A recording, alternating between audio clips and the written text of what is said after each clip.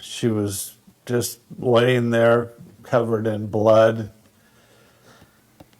I was escorted into the basement where I was asked to identify my sister's body.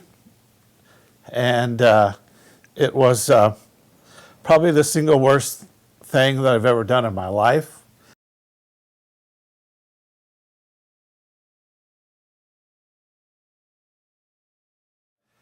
I don't even like to say his name. I refer to him as the killer. My sister was an absolute gentle, compassionate, loving individual. Everybody that knew her loved her.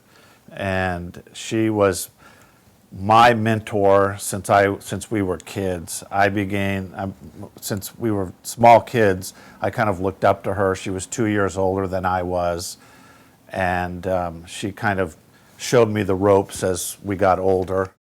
It was chaos. There was police tape and police everywhere. I had several detectives standing around me, and I noticed this as I was talking to them. There was a pad of paper that this detective had, and he had a list of names with big bold D's after it. And I looked down at that, and I just knew at that point that what that D was representing, and that was dead, deceased. Probably the second worst thing I've ever done in my life was to tell my mother, who'd had no idea what was going on, that her daughter had been murdered. And then the next day, this is what you wake up to.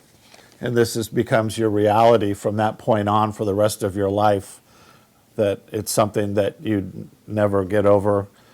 You relive it every year, every day, something reminds you of it. Every mass killing, which seems to be happening with alarming frequency in this country, it reminds me of that day at Fullerton.